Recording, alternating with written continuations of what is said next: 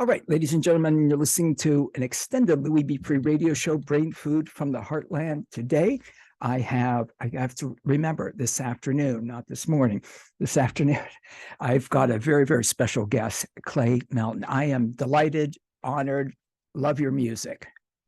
Good afternoon. I was going to say good morning right after I said that. Hey man, thanks for having me on. I'm delighted. Like I say, I love the music. Take us back. I was going to say, take us back to when you were young. You're young. So tell us about music for you. Yeah, I mean, music was definitely around the house, listening to a lot growing up. When I was probably about 7 or 8, my dad gave me his cassette collection, which was in an old briefcase, and it had a lot of great classic country in there. Had a lot of great classic rock and rock and roll, ZZ Top, Willie Nelson. And so I was listening to a lot of that music before I got into guitar and blues and rock and roll as a player. I heard Jimi Hendrix's version of All Along the Watchtower. My dad put it on in his car when I was about 10, and that solo just blew my mind, and I was enthralled with guitar Yeah. since that moment. And fooled around in like a Toys R Us, like kind of like it was a toy guitar. It was supposed to be electric. It had a speaker underneath the strings, so you turned it Wow. on and it sounded kind of distorted, and it was missing a couple strings and out of tune. But I picked around, just kind of sounding out my way through Hendrix songs for about a year, and I'm sure my fan was tired of hearing that noise. And I got my hand on a like a knockoff Stratocaster and just fell in love. Well, yeah. So doing Hendrix note by note, I mean, that's impressive. It was just, Say. I'm sure it sounded atrocious at the time, but I remember really what I was doing, and for guitar players are starting out when you're sounding things out with your ear and stuff like that. I was really just kind of like learning the lay of the land and how these frets worked, and like I said, it wasn't tuned, but I would just like try and pick out those solos on one or two strings, and looking back, I'm really glad that I had that kind of that that that was part of my introductory phase before I learned anything proper or anything like that, because it kind of just taught me to trust my instincts and ear, which has been, the best thing that I could do in a lot of creative circumstances since, Tell me, Clay, tell me a little bit more about that. Just trusting. Yeah, tell me. That's fascinating. Tell me a little bit more. I'd liken it to the songwriting process and how a lot of songwriters talk about, how some songs come about in 15 minutes. They just kind of pour out, and because things are working, and especially when you're working in a group, in a trio, how we like to Oh, arrange our songs, it really the best things happen when you kind of stand out of the way, or you get it, put your own ego and stuff out of the way, or your own understanding. And this is something I talk about sometimes with guitar students when I've taught over the years, and then just other musicians, is all these rules and music theory, it's all there as a guide map, and really I see it as a tool of communication to be able to talk about arrangement points and things that are happening musically with another musician, so you can just get to the part that matters, which is actually playing the song. And that's what it comes down to, is just stick to the music part of things. Clay Melton, I like when you say that you get the ego out of the way. That which is not. I'm trying to think of how I want to say this. It's not always common, if you will. People's egos get in the way, and you in performing, and I could understand how people are cheering for you, they're yelling for you, they're in the yelling good things. Do you into the music, grooving to the music, jamming to the music, whatever, and I can see how someone that could maybe get to somebody. It's like, wow, Sure. they're cheering for me, but you keep your ego. I love that. Tell me more about keeping that ego in check. Well, I mean, music is an emotional process, and especially when it comes to songwriters, they're putting themselves out there. And so it's very easy, I think, to get the two things mixed up, because we all have an ego. It just sometimes can be healthy or unhealthy. And whenever, but whenever you're writing and you get to put that to the side or drop it at the door when you walk into the studio or into the venue at least. It just, you know, it allows the music to happen. And I think that what tends to happen is whenever you have people that are just worried about making the music happen, then that's when the real fun, you know, starts to get going. When you're on stage and in that moment, maybe this is an odd question. What does that feel like? Because you've got to let the music flow, yet what's that feel like? Um, if I could put it into words and you could like bottle it, then like maybe like I wouldn't be where I am today. Because like whenever I started graduating from, you know, playing like in the garage with buddies and crawfish boils and block parties and started actually, you know, playing out live, that was like a new addiction that I had. I was already addicted to playing guitar in my room all the time. But playing live and doing it with other people, it's really that aspect. It's playing with other musicians. It's something you can't recreate on your own. It's what it is, what it feels like. I'll tell you, is the same thing as when you're in a crowd and somebody does something musically on stage, and you kind of get that stank face. You're smiling, but you're like, ooh, you know, it kind of hurts you. It's so cool. It's that exact feeling. Just you're on the stage, you know. Sorry, that's great. I love how you described that, Clay Melton. That is absolutely great. I mean, and That that's like, you know, face, what I'm trying to chase. Yeah, yeah. and we all know that face, right? We all do it. Yeah, it's so funny the natural reactions people have to music whenever they're enjoying themselves or like something they're hearing. It just, you know, that they'll people will laugh. They'll start clapping, you know, just on their own. You know, it's very cool. It's universal. One of the things, Clay Melton, that for me, and I won't sound I didn't understand this when I was younger. I have a greater understanding and greater appreciation for performers, for musicians, for, you know, I've always loved music. I think everybody does. And when I think about, you know, like what you're saying, when you're playing, everybody's got something going on in their life. Regard, you know, financial issues, health issues, you know, the dog, their dog is ill. Everybody's got something going on, some concern. Yet when you're performing or when we're listening to your music, I don't want to say that you're carrying that weight for it lightens the load. It lets us get outside of that other stuff. And I think, yeah. I think so therapy. Go ahead. What are you gonna say, Clay? No, I was just gonna say I think that's a beautiful perspective on the way music brings people together. Well, and it does, and it lifts. You know, I can't tell you how many times when I put something on, it kind of I'm forgetting about whatever the concern was. I'm getting into the song, getting in the music, Yeah. you know, and it lifts that weight. It takes the weight off for who knows how long. And that's a really important thing that you do. You know, it just oh, I'm sorry. I'm kind of getting in my head a little too deep into it about personal stuff, but it's a real blessing for people.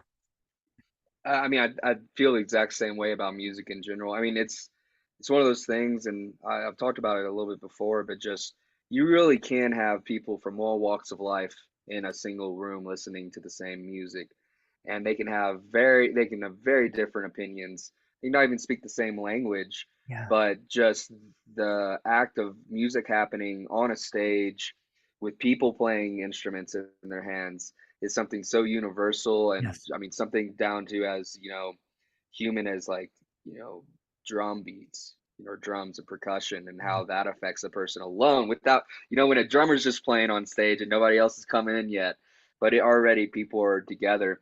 And it really is, music's one of those few things in my personal life at least that you there are those moments where everything drops away for a little bit, you know, when everything's It's right, a and good thing. that's it's really hard to replicate that for me. It's a good thing. I mean, you're saying that about different languages. I know again, going way back, when you lyrics to songs, that there would be, sometimes the lyrics would be on the album. There was no internet, there was no checking. And it's interesting sometimes when I find the lyrics for a song, and I kind of, and I don't mean this egocentrically, I like mine better. I like the way I The thought way the you've been song. singing it for years. Yeah, the way it's in my head. I don't mean that it's more personal for me. It's like I see the lyrics, it's like, nah, I'm not, no, I'm sticking with mine. Well, it's kind of like, the art of a great song that's written, and it's so universal to where you can attach your own meaning to the song Yes, based yeah. on the premise that they provide. And then now it's attached to your memories, it's Yeah. attached to your emotions. And that there's just a very subtle art to it. And it's almost like keeping the exact meanings vague, but the thoughts provocative. Yeah, yeah, yeah. Um, you know what I'm saying? Yeah, but I've definitely found some lyrics I thought it was singing right, and it's hard to go back. Yeah, it's hard to go back, hard to change. I'm talking Yeah, with Clay Melton, claymelton.com. We've got the links up at louisbfree.com, louisfreeshow.com, wfmj.com. Just go to claymelton.com and you can link to everything from there. When you say that about different cultures or different languages, etc., I know that there are songs that I like. There was one, I'm not going to mention it, but I really got into it. I loved it. And then when I read the lyrics are not, the lyrics aren't horrible. It's a bad, it's about something really bad.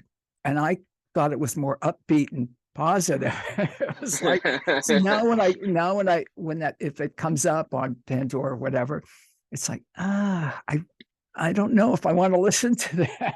it doesn't give you the same feeling because you know what it was supposed to be. Yeah. Yeah. Or sometimes. But listening, I love listening to music in other languages and that, just from other cultures, and hearing that.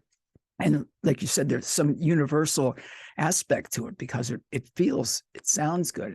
It feels good, even though I don't know what the lyrics, don't know what the lyrics Yeah. are. I don't know if I would Oh, look them up. but yeah, exactly. But sometimes, you can hear some like in the performance of a vocalist, you can hear so much emotion in the way they're singing, whatever. Yes. You have no Yeah. idea what word they're singing, but man, you can tell they're hurting. Yeah. You can feel it. You can feel it. And Yeah. that's one of the great things about music. You feel that emotion. You feel that emotion. The writing process for you. Let's talk a little bit more about that.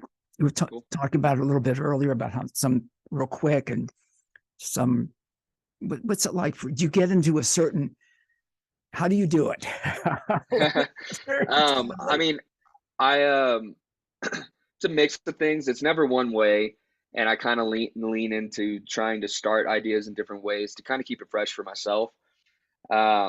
And then there are the ideas that come naturally, whether it's a melody in your head or a lyric, or a lot of songs early on for me were written from the guitar first, and then I'd start figuring out something to sing over it, just because I was really a guitarist first before I was a vocalist, and and nowadays it's I'll bring ideas into the group when I have the song pretty much mapped out as far as verses and choruses and mostly written, but then we'll arrange as a band and expand on those ideas. And that's usually it's a testing ground for a couple different things. One, it kind of quickly tells me if it's just a song that I just wrote and maybe it's not meant for the rock and roll trio group that we have, or maybe the idea doesn't have legs, and it showed us very quickly when we tried to do it together. But we really write and arrange and self-edit a lot ourselves. And nowadays, like our newest single, we recorded all at my place in Houston, Texas, um, just tracking it ourselves, and which is Is that different from our, alive on a wire? yeah, live on a wire. Love that. Just appreciate it. Thank you, thank you. It's our first time having recorded just at the house, and it was mixed by our Recorded producer that. Sebastian Cure. Recorded that at your house. That In song. the living room, yeah. We just, Wow. for the life of the band, we've always worked in studios with producers in the room, and I certainly like that. I love having another set of ears that hasn't been playing the song as long, isn't as overexposed, and also can take the load off of engineering and stuff. But the luxury of doing it ourselves is being able to explore whatever we want, being able to sleep on ideas, retrack drums next week if we need to, and not have to buy more studio time. And so I'm really loving the process. It's going to be how this whole album unfolds, and it's Wow. it's also a great test. I think the band was ready to dive into doing it ourselves and see how far we can push it. Our producer Sebastian, who mixed it, moved back to his home in Colombia and Barranquilla during the pandemic. So he was used to be in Austin up the road, and so he's mixing everything, but we're working just over the internet for that part of the process. And so it's been Amazing. interesting, but I like it a lot. Oh, that's amazing. And mixing it through the over the internet and all that, even though I know the internet's been around and I know people can do that, I still want to hear that. It's amazing. It truly is amazing. It is, and I mean, it works because we're blessed that Sebastian Cure is such a professional and he really gets what we want. So whenever he sends that first mix back, it's exciting because he's not far off the mark. Sorry about that. It's you that you've got the same ring as I thought it was mine. I was going to apologize for it. It's all right. Listen, I have to keep my eye on for a reason. You can keep if you got to get the call, we can take a break. No, I'm all good. I'm all yours Okay. for as long as we got. Okay. I'm talking with Clay Melton. Yeah. So doing it and then sending it out over the internet again, that thought of that just blows my mind. You're going to have another single on the 14th of April. It's going to be released, correct? Runner. Yes, Runner. What can you tell us about Runner? Well, Runner is actually, we released it on our last album, our Live in Texas album. Excuse me. And a lot of the songs that we released on that album, when they were recorded at that live concert, it was the very first time they'd ever been performed live ever. And that was done for a couple different reasons. One, it was we're coming out of the pandemic and we wanted to have something to put out to get back out on the road, but we didn't want to enter into the beginning of a studio album process and wait 8 months before we have anything to put out and get out with. And also, a lot of the talks in the studio albums leading up to that have been how do we capture this live sound, what we're doing in a room. And so a live album obviously hits that mark. And so Runner, that was the first time that was ever performed live for that live album cut. And then we toured it for a year. The song has grown and we've done some things we like to it. So we wanted to give it the studio process treatment and kind of, one thing that prompted me to do the live album too is I've always enjoyed when artists I like do the live album after the studio album. And you get to hear and appreciate those differences, just like when you see a band you like live and they change something up and you dig it. This is just a flip flop of that. People get to see how these songs have matured since the live versions, and I hope they like it. Oh, they're going to love it. And they can go to claymelton.com and listen to that. I want to say hi to Jack at the shop around the corner. Thank you, my friend. I want to ask you, Clay, Jesus Just Left Chicago, and I love your version of it. Thank you. Think about how young you are and turning a generation on to some of that old music, old, ZZ Top. I mean, we were talking about ZZ Top earlier. How'd you decide on doing that song? Well, I mean, Rio Grande Mud was in the cassette collection my dad gave me. I always loved the transition from Waiting for the Bus into Jesus Just Left Chicago. And I mean, I say it a lot, but you can't grow up in Texas without hearing Stevie Ray Vaughan and ZZ Top, at least. And so they were always influential and around in what I was listening to growing up, and they're a three-piece, which we are in. So there's a lot of parallels over the years, like listening to their music. But I always loved that song, and we were thinking about doing a cover on that Back to Blue album as well as the live album. And I wanted to do something that our Texas audience would resonate with, that they recognize, but I didn't feel was overcovered. And I wanted to do, something. I had this idea of a rocked up version of it, and I'm really happy with how it came out. Danny Jones produced that and just knocked it out of the park. Yeah, I love that also. And Red Bean's a nice. I mean, it could go on and on, song by song. Then people go to your website and see it. So the new single is different from the live. Obviously, it's going to be studio. Oh yeah, and there's some some pretty radical changes Yeah. from the live runner to this one. Um, Can you and share, can you tease a little and tell, or would you I'll tell rather, you the you core. want to wait? It's hard to put into words for someone that maybe hasn't heard the live version, but I'll tell you the chorus is completely different. We changed the drum Huh. groove. We really pushed some boundaries in the solo and kind of got psychedelic with it. Oh yeah. Yay. I So love I'm really psychedelic. excited about it. Yeah, Can you there's some tell? modulation going on. Sorry, I better not go into that right now. But I love the, that era. And again, I find it fascinating, Clay. You so young, and it's, oh, how do I want to say this? For an old guy like me, it's wonderful hearing a young, extremely talented musician and taking some of that and psychedelicizing it or whatever, and taking some and taking like the old ZZ Top stuff. It's wonderful for, Yeah, thank some you. people, I'm sorry, and I said something, and some people of my generation don't want anything new. They don't want to hear, no, I want to hear the original. I want to hear and that's fine. That's their choice. But it's so wonderful hearing your interpretation of some of these songs and bringing them. I love that. I love that. I've always been such a huge music history nerd, and just have always loved older styles. And I feel like a lot of the artists that inspired me when I was growing up and continue to, or that have just been revolutionary through time, really were pushing the envelope. They just became what people liked and didn't want to hear new versions of. But whenever they came out, they were really pretty fresh sounds.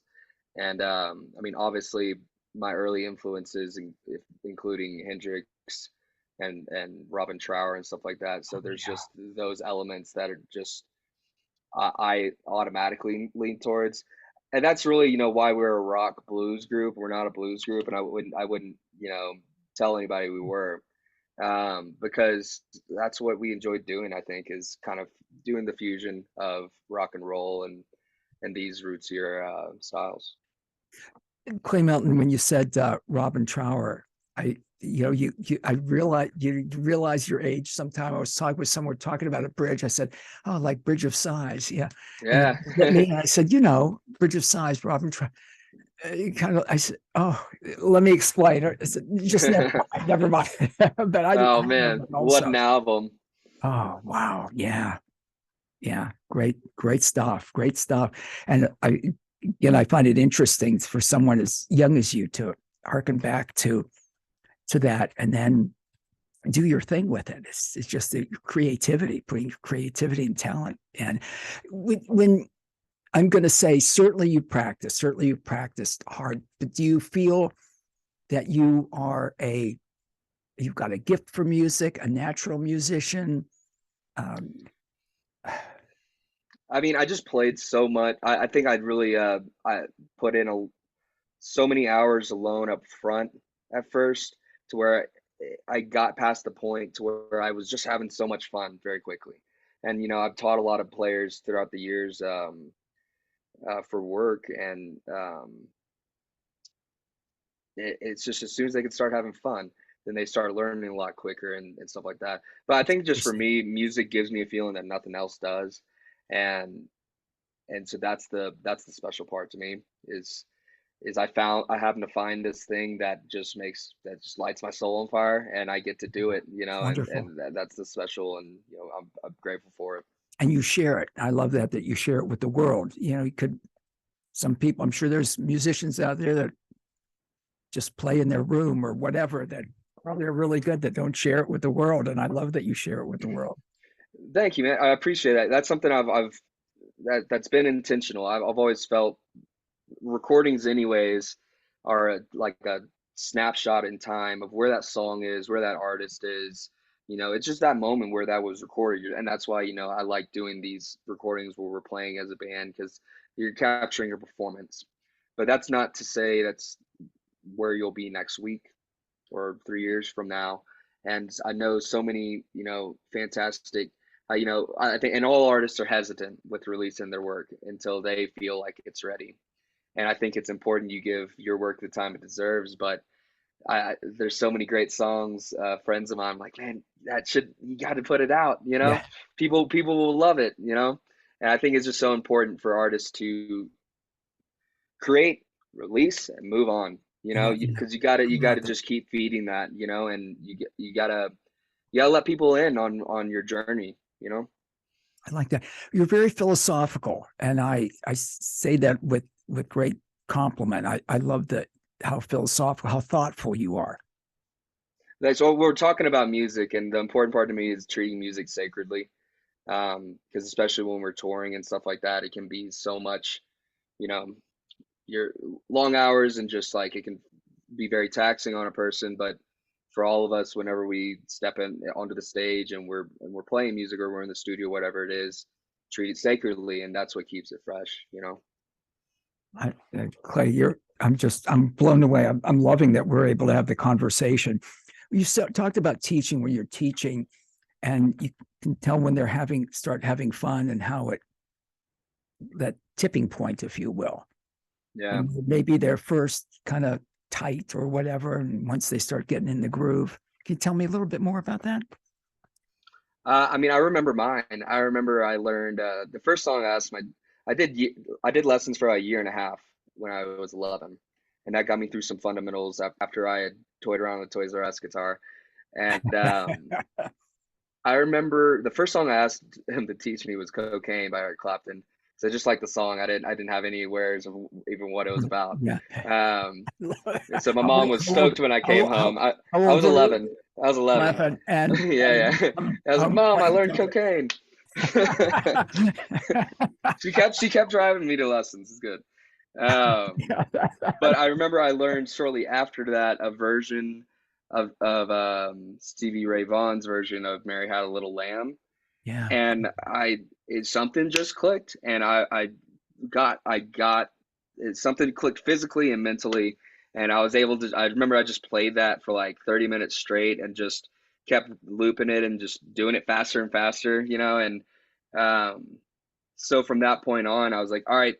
And that's kind of why I encourage players to play with other people as soon as they get the opportunity to, or to seek out those opportunities, because all your experience and education compounds, and you start learning these lessons at an accelerated rate and in real time, when you're having to lock in with another player and really pay attention and learn how to listen. It's the best teacher I think that a young player can get into, or a new player. That's again, I'm fascinated by you, Clay. Honestly, I love the music, and now I love the guy, I love the musician, because of how insightful you are, how philosophical you are about it. I just think um, that's absolutely wonderful. I love the story about cocaine, though. You did know.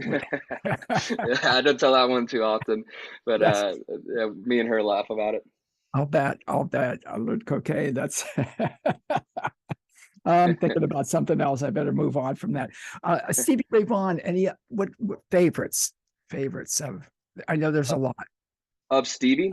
of Stevie. Yeah. Oh man. Someone asked me. Well, I got it. I have the an email about to ask you about that. there is I mean, the Texas Flood at Live in El Macombo is a classic. And honestly, that whole concert's great. He has a great version of Lenny in that concert, and it's Oh, very I early love Lenny. on. I think I don't, maybe it's 83 or 82. It was either right before or right after Texas Flood had released. They're still touring in a milk truck up in Canada, of all places. And you could just tell they're locked in on the road. There's a version of Life Without You in Colorado that's live, I think, on one of the extended, maybe on Couldn't Stand the Weather or In Step. But that's a great version. Always love that song. Um, I could go on about Stevie forever. Yeah, well, it's miss him. Too soon.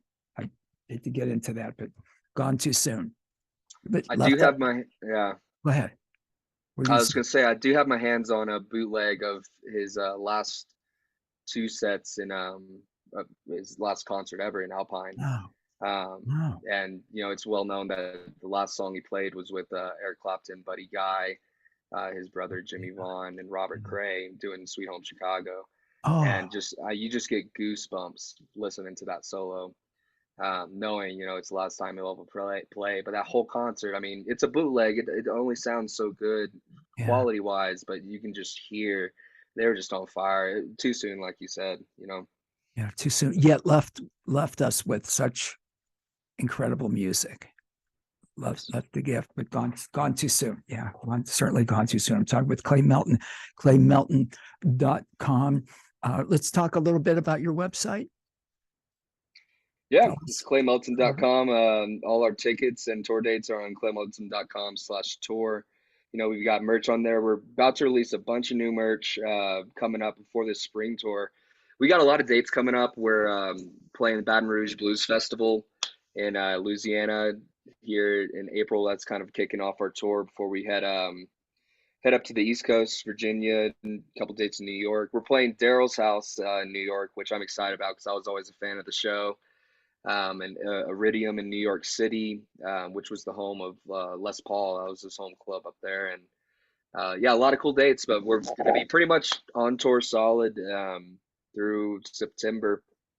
Probably make it our way out towards the Ohio area for sure. Oh, I hope so. Yeah, I know you're going to be in Pennsylvania. I know. Yeah, the tour dates. When you played, how do I want to say this? Are there some places that you really love? I don't want to say some that you don't so much, but some that you really, really love. I want to keep it on a positive note. Yeah, for sure. We're going back to a venue that I really, really enjoyed last we toured with two bands last year as support for Des Rocks, who's out of New York, and the Bluestones, who are out of Canada.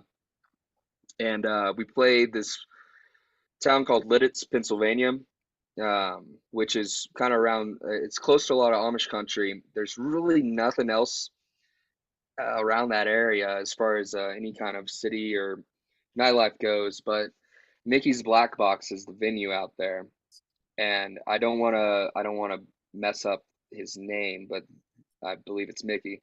Um, Created the first PA systems for arenas and stadiums in the 60s, so acts could come in and actually be heard. Unlike the Beatles, where they're playing in Shea Stadium and all you can hear is girls screaming.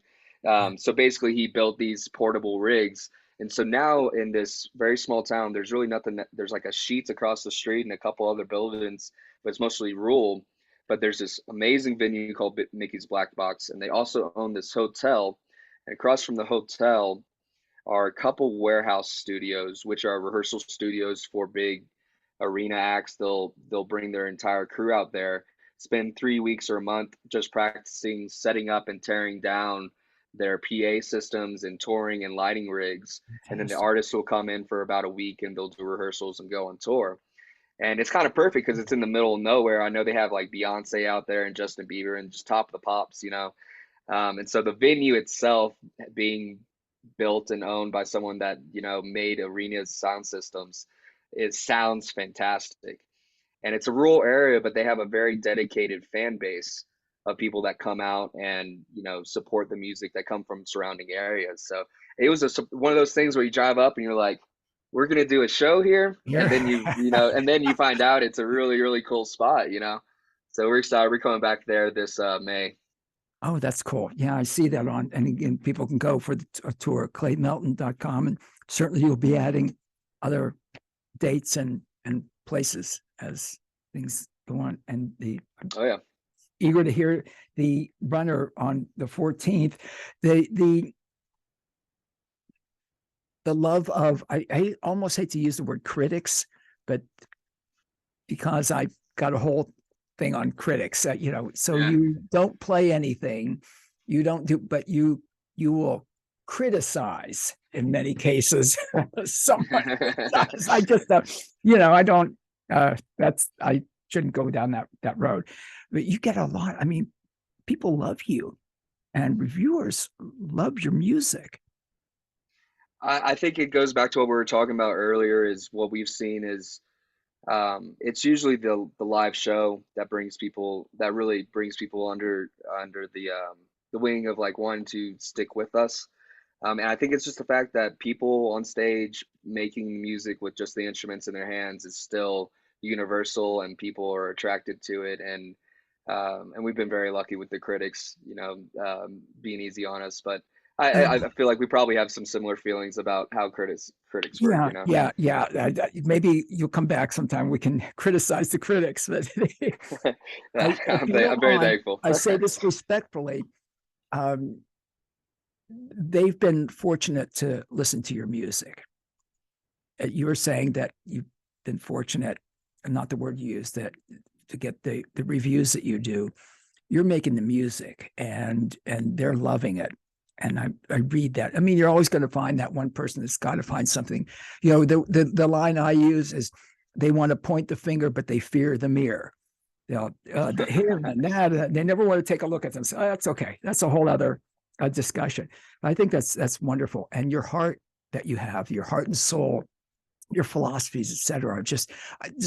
I love this, Clay, because love the music, and now love the musician. Now, you know what I mean. You can love. I there's been music that I've loved, and then you find out, God, I don't know, can I listen to that anymore? He's such a Yeah. jerk or whatever. You're amazing, and I'm thrilled and honored to have had the time with you, Clay Melton. I hope we can do this again down the road, and I hope I wasn't too wacky. No, hey, I really enjoyed our conversation. It was very very frank. I could talk about music anytime and all day. So I appreciate you having Careful, me on careful. again. I'll be asking you back. Thank you. Yeah. ClayMelton.com. Thank you so much, man. This is wonderful. What a wonderful, amazing musician. The music is fantastic. And then when you learn about